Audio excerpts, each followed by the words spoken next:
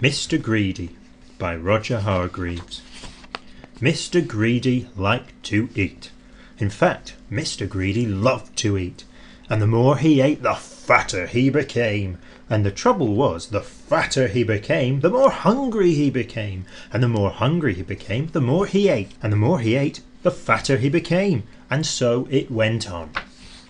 Mr. Greedy lived in a house that looked rather like himself. It was a roly-poly sort of a house. One morning, Mr. Greedy awoke rather earlier than usual. He'd been dreaming about food, as usual, and that had made him wake up feeling hungry, as usual. So Mr. Greedy got up, went downstairs and ate the most enormous breakfast. This is what Mr. Greedy had for his breakfast: toast, 2 slices, cornflakes, 1 packet, milk, 1 bottle, sugar, 1 bowlful, toast, 3 slices, eggs, 3 boiled, toast, 4 slices, butter, 1 dish, and marmalade, 1 pot. When he'd finished his enormous breakfast, Mr. Greedy sat back in his chair, smiled a satisfied smile, and thought, "That was a delicious breakfast," he thought to himself. "No, I wonder what would be nice to have for lunch." He decided in order to work up an appetite for lunch, he would go for a long walk. That morning, Mr. Greedy walked and walked and walked. Then he discovered a cave. "That's funny," he thought. "I don't remember seeing that there before." Mr. Greedy, being a curious sort of a fellow, decided to explore. He entered the dark cave. Inside, he discovered some giant steps leading upwards. Mr. Greedy, being a curious sort of a fellow, decided to climb them. They were very steep and very difficult to climb, but with much huffing and puffing, Mr. Greedy climbed up and up. At the top of the steps, Mr. Greedy came to a door.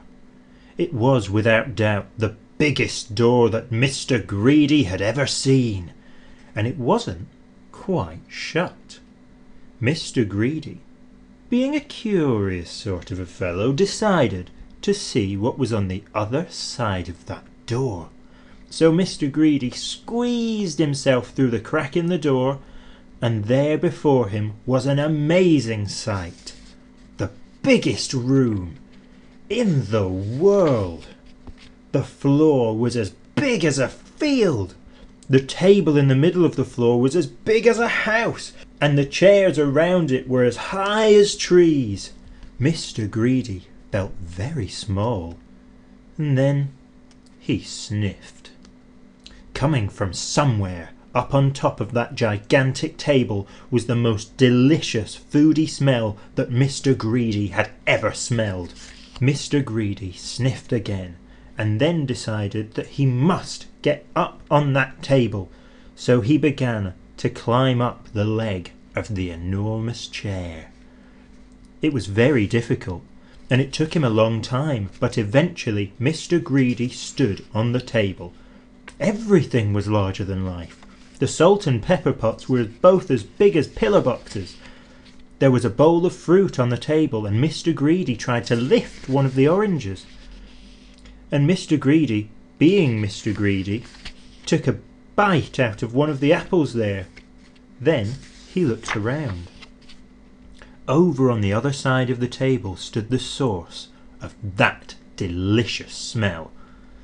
A huge, enormous, gigantic, colossal plate, and on the plate huge, enormous, gigantic, colossal sausages the size of pillows, and huge, enormous, gigantic, colossal potatoes the size of beach balls, and huge, enormous, gigantic, colossal peas the size of cabbages. Mr. Greedy hurried across the table towards the plate, and being Mr. Greedy, began to eat. Suddenly, a shadow fell across the plate, and Mr. Greedy found himself being picked up by a giant hand and looking into the eyes of a real live giant. "And who," thundered the giant, "are you?" Mr. Greedy was so frightened that he could only just manage to squeak his name. "Mr. Greedy," he squeaked. The giant laughed, a laugh as loud as thunder. "Greedy by name and greedy by nature," he bellowed. "Well, I think, Mr. Greedy, that you need to be taught a lesson." And what a lesson it was! The giant made Mr. Greedy eat up everything on that huge, enormous, gigantic, colossal plate. When he had finished, Mr. Greedy felt very ill indeed, as if he would burst at any minute.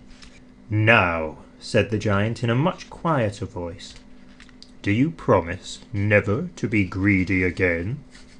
"Oh, yes," moaned Mr. Greedy, "I promise." "Very well," said the giant, "then I'll let you go." Mr. Greedy climbed down from the table and went out through the door, feeling very fat and extremely miserable. And do you know, from that day to this, Mr. Greedy has kept his promise. And you know something else as well. Mr. Greedy doesn't look like he used to anymore. He now looks like this, which I think suits him a lot better, don't you? So if you know anyone who's as greedy as Mr. Greedy used to be, you know what to tell them, don't you? Beware of giants.